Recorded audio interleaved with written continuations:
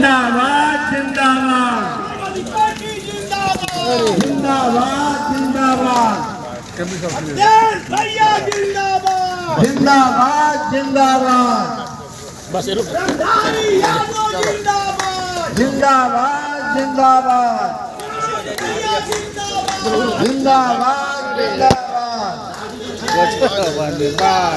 जिंदाबाद जिंदाबाद विधायक के आवास पर मिशन रोजगार विधायक जनता के द्वारा सांसद जी के द्वारा उद्घाटन हुआ।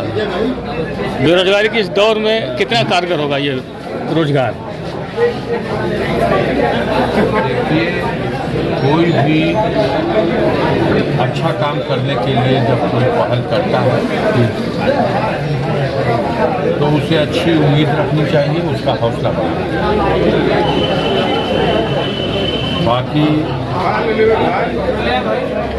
रोजगार के सवाल पर सरकारें विफल हैं। जी, मैंने अभी वक्तव्य के दौरान आपको बताया कि कितना बड़ा सेमिनार इस प्रदेश में आयोजित है। मीडिया के बंधुओं ने सवाल नहीं किया सरकार से, वो लाखों लाख करोड़ रुपया जो इन्वेस्ट करने के नाम पर तमाम उद्योगपतियों ने आगे बढ़ के नाम लिखाया, हौसला दिखाया। क्या हुआ उस मिशन में?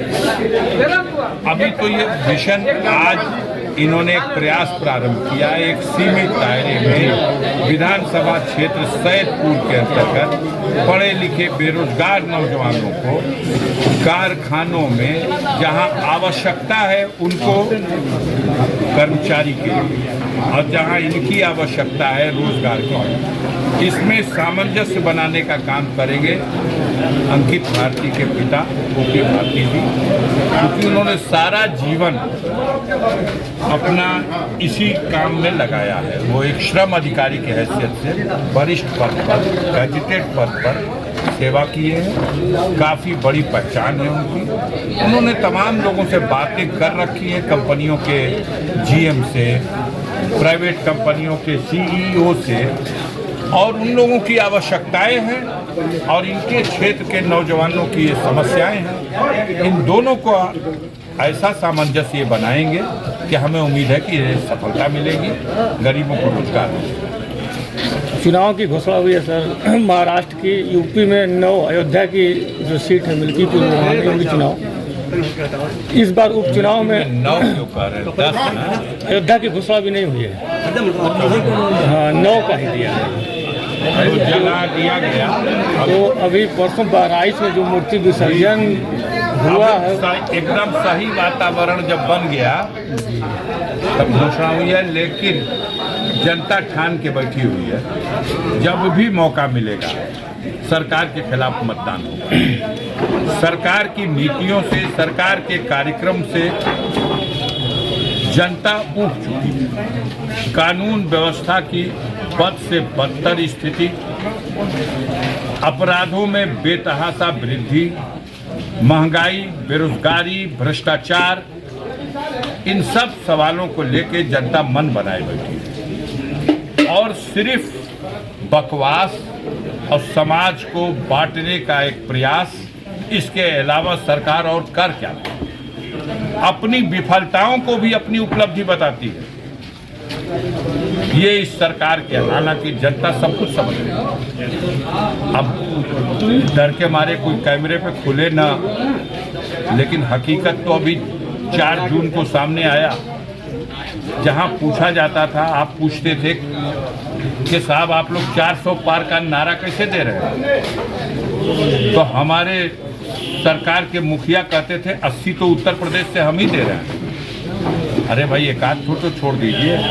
माननीय अखिलेश जी भी चुनाव लड़ने जा रहे हैं, कम से कम उनकी सीट को तो मान लीजिए। ना ना, उनकी भी सीट नहीं। अरे तो नेताजी की सीट है मैनपुरी वाली, माननीय डिम्पल यादव की सीट तो मान लीजिए ना, उनको नहीं, लाखों वोट से हराएंगे। पूरी 80 में 80। और जनता ने औकात नाप दिया। बेईमानी 4 सीटों पर हुई, उसके बाद भी 33 सीट में सिमट गए और समाजवादियों को प्रदेश की जनता ने 37 सीटों तक पहुंचा दिया।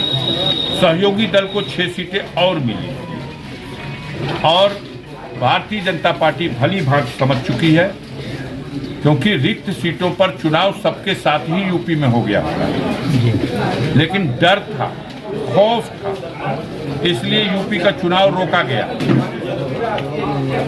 पूरे देश में जहां कहीं रिक्त सीटें थी वहां चुनाव हो गया, यूपी का रोक के रखा गया। माहौल कुछ बदले तब करेंगे। माहौल बनाने का प्रयास हुआ, बटोगे कटोगे का नारा दिया गया, माहौल फिर भी नहीं बिगड़ा, लेकिन उनके इस कोड वर्ड को, ये नारा सही बहराइच में ये जो हुआ कोड वर्ड है, ये नारा नहीं, कोड वर्ड है। बहराइच में जो हुआ उन है, अराजक तत्वों के लिए कोड वर्ड है कि आप जो कुछ करना है कर दो।